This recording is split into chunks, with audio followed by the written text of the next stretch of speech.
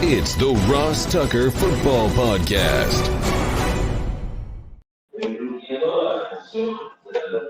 Oh, yeah, it is. But it's not just any Ross Tucker Football Podcast.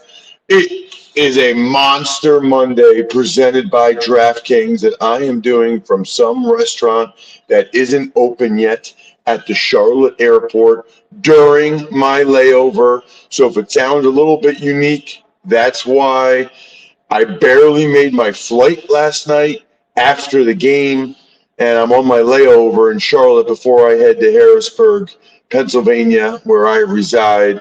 What an unbelievable game. I was going to do the show from the press box right after the game, but between the game taking a long time and then a full overtime, I was lucky just to make my flight. We are, of course, presented by DraftKings. Love those guys, and it's a new week, so we will have a new winner across the board, a new Spread the Word winner via social media, a new sponsor confirmation email winner. So we're talking at Ross Tucker NFL, at Ross Tucker Pod. We're also talking Facebook.com/Ross Tucker NFL, if you are so inclined. And then the sponsor confirmation email winner, whether it's Ladder or LinkedIn. And then, of course, the YouTube shout out, which we love as well. YouTube.com/Ross Tucker NFL. It's Big Show time. The Big Show. As we always do, let's talk about all the games in Week 18. First time ever. Week 18 in the NFL, your overall themes. All right, Brian. Man, there's a lot, I think, that jump out to me from yesterday's action. Whew. I'm going to start with just this whole concept or idea of teams having nothing to play for. You know, I was really proud. I think I say this probably every year, but really proud of the teams that supposedly had nothing to play for that came out and played their you-know-what's off. And really, it was across the board. Saturday, Denver, the way they played. Obviously, teams like Detroit and Jacksonville, even the Houston Texans in a losing effort. To me, that's pro football. I love it. I feel like it happens every year. I feel like it's one of the reasons why Week 17 previously, Week 18 now, is very successful for me over the years, because these teams with quote-unquote nothing to play for the most part, still play really hard. There's not really people are thinking that there would be, and it's awesome. I do think, though, that it will be interesting to watch in the playoffs. It's the age-old debate. There isn't, I don't think, a right or a wrong answer. There's really just different schools of thought, but you've got teams like the Cowboys playing their starters a lot, the Packers playing their starters some, and then you've got the Bengals and the Eagles not playing their starters at all. So it's really just different schools of thought. I don't think that there's necessarily a right or wrong answer. I've always said that I understand the logic of you don't want to ruin the momentum that you have, but I don't know. I mean, on some level, to me, if you have a chance to get your guys healthier and feeling better for the playoff game, to me, that's the thing you should do. I mean, that's what I would do. They're coming. You know, Vic Fangio, the head coach of the Broncos, already fired. There's more where that came from. That will be taking place over the next couple of days. We'll likely talk with Andrew Brandt about that on Wednesday.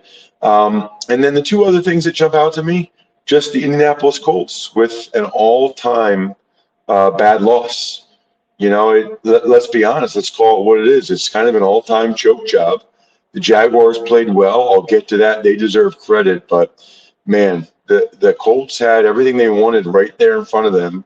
They were not able to take care of business and played extremely poorly, especially Carson Wentz in the second half. I don't know that he'll ever live that down. And then the last thing, I feel like I say this a lot, this year, Bri, but it's especially the case this weekend. It's just, there's just not another sport that can compare to it right now. I mean, at 1 o'clock, the 1 o'clock Eastern games, you've got so many competitive down to the wire. You've got Ravens, Steelers in overtime, and so many implications of that. Then at 4 p.m., the 4 p.m. Eastern games, you got all these great games, including the Niners comeback against the Rams. That goes to overtime. And then certainly the game I called last night, which might have been the best game that I've ever been at. I mean, it was just an absolutely incredible game in every way. It was ridiculous. And honestly, an honor and a pleasure to even be a part of that game in any capacity. By the way, your car interior, yeah, it's as important as your exterior. Why? Because that's where you spend most of your time, inside your car. Show your car some love with help from AutoZone. Interior repair is more than just cosmetic. You can install a set of floor mats, replace mirrors, or even tackle a heating system repair. Things like seat covers prevent spills, tears, rips, and UV rays from ruining your upholstery and can even help maintain your resale value. Replacing your cabin air filters is another easy job that ensures your car is blowing clean air, especially now that your windows will be rolled up. By the way, getting lots of emails recently about you guys going ahead and using AutoZone, which is amazing. Like, you guys are literally taking pictures from you being at AutoZone and emailing me, ross@rosstucker.com. I love it. Make AutoZone your one-stop car interior shop. They carry the best products from the best brands at the right price. Get in the zone, AutoZone. Tuck's Takes. All right, let's get into each of these games individually. We will start on Saturday, where the Chiefs locked up the AFC West for the 6th consecutive time by knocking off the Broncos 28-24. Well, so one thing that's interesting about that game is Tyreek Hill hurt his heel before the game. Now, he was able to play in the game, but he hurt his heel before the game, which I thought was foolish. It was an incredibly athletic-looking play, but still not real smart. And as expected, the Broncos gave them a game. The Broncos came after them. Drew Lock made some plays with his legs early in the game to get the Broncos to lead. He's just not consistent enough throwing the football. But the Broncos were about ready to win this game. I mean, it was 21-20. They were going in for another score. Melvin Ingram forces the fumble of Melvin Gordon. It was Melvin on Melvin crime that Nick Bolton picks up, returns for a touchdown, by far the biggest play of the game. And then later on, Vic Fangio kicks a field goal. I mean, they're down 28-21, kicks a field goal to make it 28-24 late, but never gets the ball back. That's why you don't kick the field goal in that situation. Mahomes salts the game away. I will say McCole Hardman stepped up for the Chiefs, and it was also not great that Travis Kelce was limping at the end of the game. So between Kelce and Tyreek Hill, the Chiefs are kind of limping into the playoffs. Tuck's Takes. 5 touchdown passes for Dak Prescott. Cowboys beat the Eagles 51-26. Despite the loss, though, Philly still locks up the number 7 seed in the NFC. Well, the Eagles scored on their first 3 drives, and the game was tied 17-17. So kudos to the Eagles for the way they played. I mean, they actually ran the ball pretty well with Jason Huntley and Kenny Gainwell. Tyree Jackson's had a touchdown on his first catch, the former of Buffalo, but he tore his ACL later. Dak Prescott was in rhythm all game, though, and I think this is probably, as much as anything, why they wanted to play him and why he did play, because he threw 4 touchdown passes in the first half, 5 overall, as the Cowboys played their starters into the fourth quarter to go up 37-20 And they just kept pouring it on. They end up winning 51-26, which is a scoregami, meaning it's never happened before. But I don't know. It felt like both teams kind of got what they wanted out of this game. Tuck's Takes. Aaron Rodgers did start for the Packers, but he's set for the second half. Lions, though, come away with a 37-30 win against the Packers.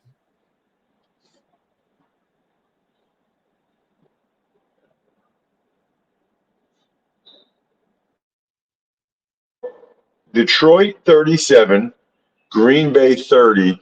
Look, I love the Lions. I love Dan Campbell. I tweeted this yesterday at Ross Tucker NFL. The Lions are my favorite bad team ever.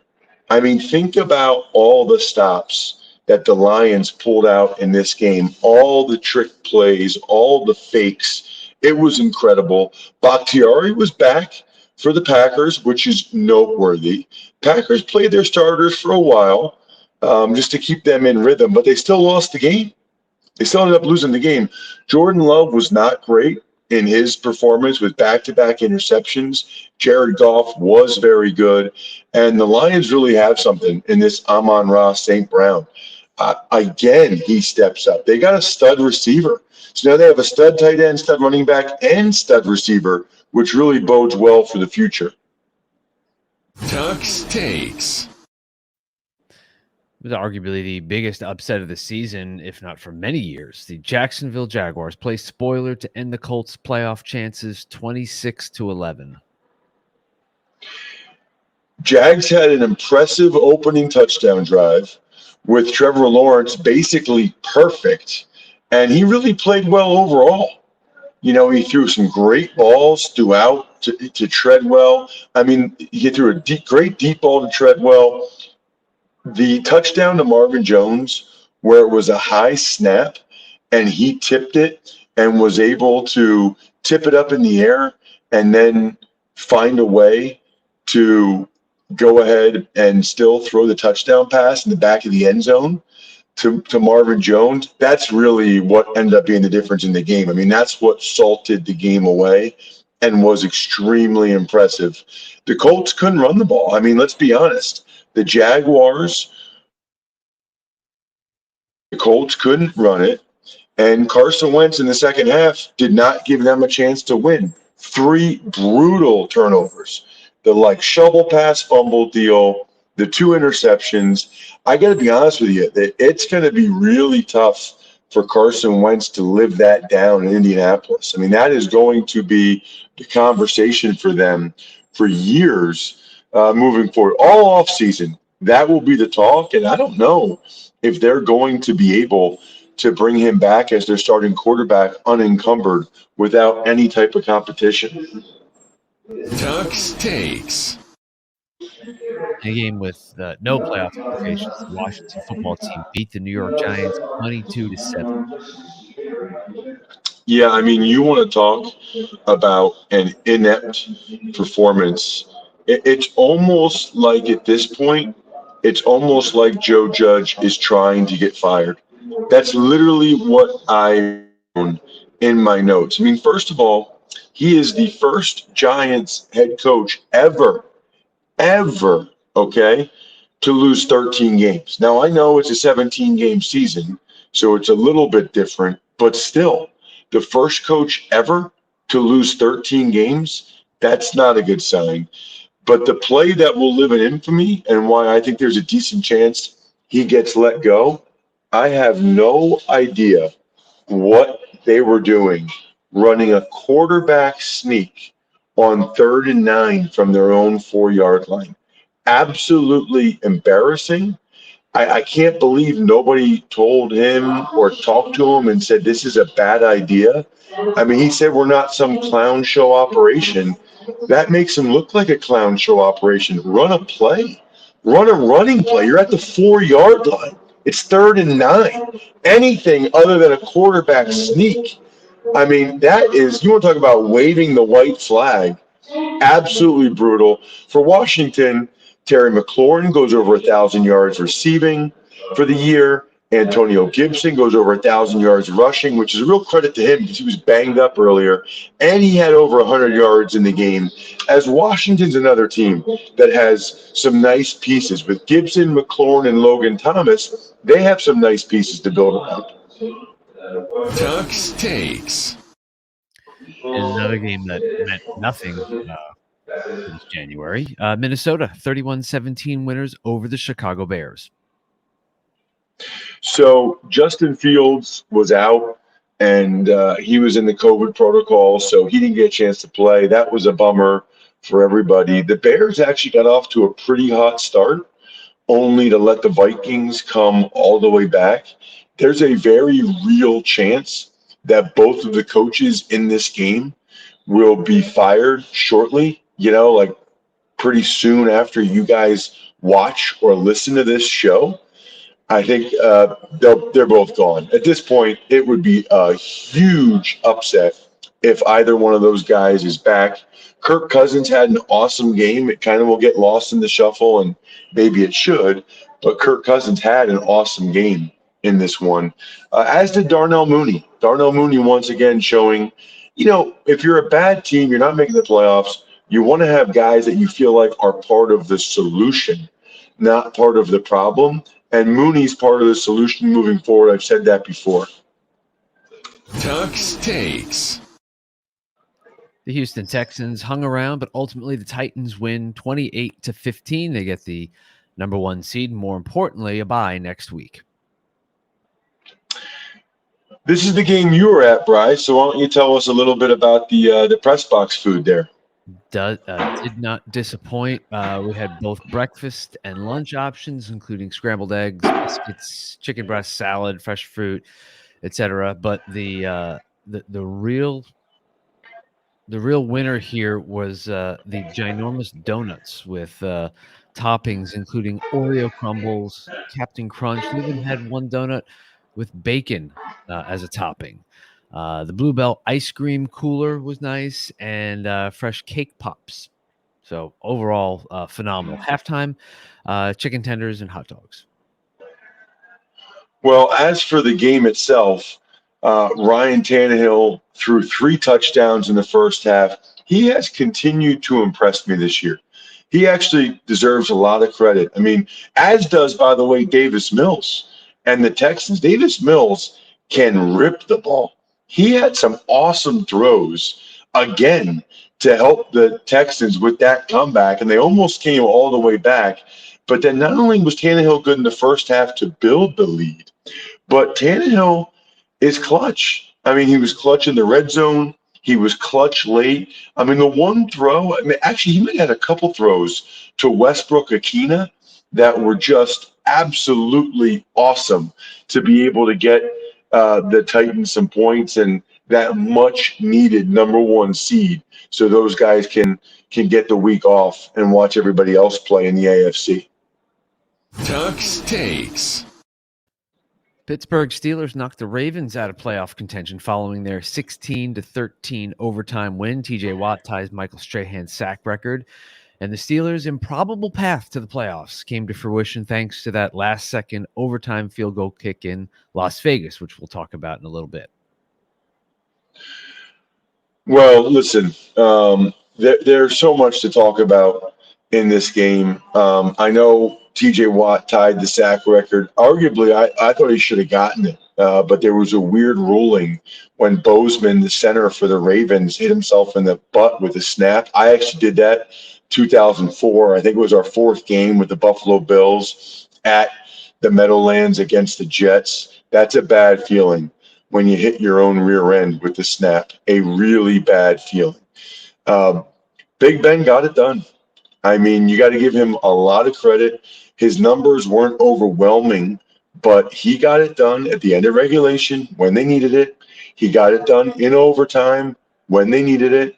I swear the Steelers only have like one play, the shallow cross from the receiver. Unless they throw it to Freiermuth or give it to Najee Harris, they have one play. It's throw the ball to the receiver on a shallow cross. But it was enough for them to get the win and get the job done. Najee Harris did have a critical play late. How about the play by Minkah Fitzpatrick on Hollywood Brown? Probably the play of the day, as Tyler Huntley had a couple interceptions. Hollywood Brown had a drop. And I tweeted this yesterday at Ross Tucker NFL. The Ravens had the worst 6-stretch loss I've ever seen. I mean, 6 brutally tough losses in a row to finish the season. 8-3 to 8-9. That is just hard to believe. Tuck's Takes. Cleveland Browns with Case Keenum under center beat the Bengals 21-16. Bengals lock up the 4 seed. The Bengals sat a lot of guys. We kind of knew that was going to happen. The interesting thing is the Browns still couldn't really put them away, which isn't a great sign for the Browns. I mean, they got a 14-0 lead, but then Case Keenum had multiple bad turnovers that, quite frankly, were essentially Baker Mayfield-esque. Although, speaking of that, there was a report that Baker Mayfield met with Kevin Stefanski on Friday. They had a long meeting, and that Baker Mayfield will be back. But let's be honest, that's exactly what you need to say right now if you're the Cleveland Browns, for leverage for any trade, and also because there's a decent chance Baker will be back. So it makes all the sense in the world for them to be saying that right now. Jamar Chase played a little bit for the Bengals. They wanted him to get that receiving record for them. But ultimately, the Browns kind of had to hold on, I guess, late against the Bengals team that didn't play a lot of guys. Tuck's Takes. The 49ers needed to win to get in, and they did in overtime, 27-24 over the Rams. Game was absolutely incredible. I was watching it from Allegiant Stadium there in Las Vegas. You know, Trent Williams not playing was significant for the Niners, and what an unbelievable job it is by them to win this game without him. The Rams and Matthew Stafford obviously got off to a super hot start, but then the Niners just kept battling back. Deebo Samuel is incredible. He led the comeback, and really the Niners could have come back even sooner and not gone to overtime potentially after the crazy Jalen Ramsey interception when Jimmy G got hit in the head. And then that interception after Jimmy G got hit in the head that didn't get called led to a ridiculous Cooper Kupp touchdown catch. But ultimately, Jimmy G, the much maligned, much discussed Jimmy G, got it done on the final drive in regulation. Happy for him. I'm happy for guys that get a lot of flack, that find a way to get it done late for their teams and to clinch a playoff berth. That was awesome. Tuck's Takes. Tampa Bay Buccaneers earned the NFC number 2 spot after destroying the Panthers 41-17. Yeah, you know, this game was close for a while. As the Bucs didn't have Ronald Jones, they didn't have JPP, they didn't have Shaq Barrett. Vita Vea got the extension the day before the game. Carolina came out. This just feels like it's a trend for Carolina to find a way to, you know, get a lead early or score early and then not be able to score after that. Reportedly, Matt Rule will be back but needs to make a rock star hire at offensive coordinator, whatever that means. He needs a better O-line and needs a better quarterback is what I would tell you he needs right now. That seems but ultimately, this is a game in which, you know, Tom Brady did Tom Brady things, as usual. It's just unbelievable what this guy is able to accomplish at his age. It was a lot of Gronk. It was a lot of Mike Evans. And it was even some Scotty Miller as the Bucs just continued to roll on. Tuck's Takes. Seattle Seahawks played spoiler to the Cardinals' division hopes. Seattle comes away with a 38-30 win in what was probably going to be Russell Wilson's final game for the Seahawks. You know, the Seahawks moved it great early, and they were moving the ball almost at will. But then they had turnovers. I think one time the Arizona got a defensive touchdown. The other time they got the ball like the 4. I mean, the only reason Arizona was even in this game was because of those defensive touchdowns, because it was that good of a job by Seattle offensively. And then they kind of clinched it late with Rashad Penny on the late long touchdown run. I know that people talk about meaningless games, but the way the Seahawks played during the stretch has to have some impact on how Russell Wilson feels about, staying potentially in Seattle. There has to be some good vibes there with the way they were able to finish out the season. Really quite impressively. Tuck's Takes. The New England Patriots clinched a playoff spot for the 11th time in 12 seasons, despite losing to the Dolphins 33-24. Yeah, I mean, pretty clearly, the Dolphins just have the Patriots number. It's unbelievable. I mean, Jalen Waddle was kicking butt. Tua Tagovailoa was able to overcome, some bad plays early. It was really, really impressive what he was able to do in this game late against the Patriots. They have done such a good job of being able to win these type of games. It's, it is what it is, right? I mean, they have the Patriots number in this situation. For whatever reason, they are able to go ahead and win these games when they're in Miami. Brian Flores gets the winning record. Tua Tagovailoa able to finish strong. And now the Patriots have to go to Buffalo on the road. Tuck's Takes. The Saints needed to win, which they did, 30-20 over the Falcons, and they needed the Rams to beat the 49ers, which they didn't. So New Orleans out of the postseason. Yeah, I mean, the Saints got the win, but even though Taysom Hill got hurt, I thought it was impressive that the Saints were able to get the win the way in which they did. It wasn't necessarily pretty, but kudos to the Saints for a winning record, 9 wins. Unfortunately, not enough for them to make the playoffs, but I think this year was a very good example of how good of a coach Sean Payton really is. Tuck's Takes. Buffalo Bills win the AFC East after defeating the Jets 27-10. The Bills were able to clinch the AFC East again. The Jets hung around for a long time, and they were allowed to hang around for a long time. I don't know what was going on there, but the Bills well, first of all, both defenses deserve credit. The Bills defense deserves credit for what they were able to do in this game against the Jets. The Jets couldn't do anything. I think Zach Wilson was sacked 9 times. They were all over him. They didn't let him do anything. Absolutely nothing. And then the Bills finally got the scores they needed late, even though their punter was terrible. He shanked a couple. He dropped one. The Bills defense wouldn't let them lose the game. That's really what happened here, because they very easily could have, or at least allowed the Jets to hang tighter than they did. Tuck's Takes. And finally, Sunday Night Football, where you were in Vegas, the Raiders eliminate the Chargers 35-32 with a last-second overtime 46-yard field goal by Daniel Carlson. Yeah, I mean, there's a lot to talk about here, Bri. Obviously, let's start with who is clearly my in the zone, presented by AutoZone player of the week. It's Justin Herbert. I don't know if we've ever done this before where it's been a guy in a losing effort, but it's Justin Herbert. They're down 15.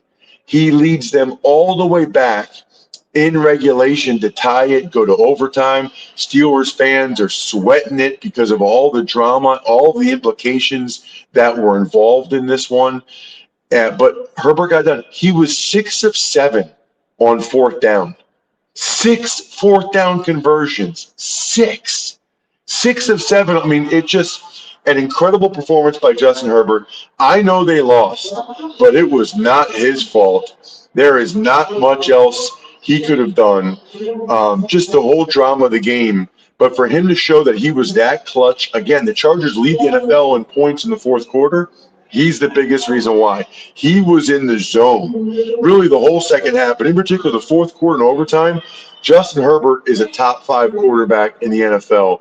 I could not be more impressed with some of the throws. Think about all the clutch throws he had to make for that game to just keep going and going and going. It was incredible. So, look, I could have gone with some other guys this week, but he's my in-the-zone player. Presented by AutoZone, he was absolutely incredible. He got his team in the zone multiple times when they needed to. Look, there's so many things to talk about from this game. The food, I'll encourage you just to check my social media at Ross Tucker NFL because the food was delicious. Twitter or Instagram, I posted it. It was beef teriyaki with rice, that side dessert table. I mean, everything about it was incredible, and I loved it. They have Coke Zero. They have the side candy brie that you've talked about. It was awesome. It was really good food. It was a ridiculous game. I almost feel like I'm going to talk about it more on the Power Rankings Tuesday because there's so many things I wrote down. Just the drama, the back and forth. I want to make sure I do it justice. So I'm going to talk about it at greater length on Tuesday's Power Rankings Tuesday podcast because I don't want to give it short shrift on this performance. Just know that it was a credit to both teams, the way they both played to win, which I thought was awesome. Shout outs to Pizza Boy Brewing, Sporticulture, Vision Comics with an X, HumanHeadNYC.com, and SteakhouseSports.com. I think we're done here. Thanks for listening to the Ross Tucker Football Podcast. Make sure to also subscribe to the Fantasy Feast, Even Money, Business of Sports, and College Draft. All available at Apple Podcasts, RossTucker.com, or wherever podcasts can be found. A lot of times on the show, I mentioned DraftKings. Here's what you need to know. You got to be 21 or older, New Jersey, Indiana, or Pennsylvania only. New customers only. Restrictions apply. See DraftKings.com/sportsbook for details. Gambling problem, call 1-800-GAMBLER, or in Indiana, 1-800-9-WITH-IT. By the way, if what I was talking about included a deposit bonus, doesn't always, sometimes it does. Deposit bonus requires 25 times playthrough, and deposit bonuses are paid out in site credit.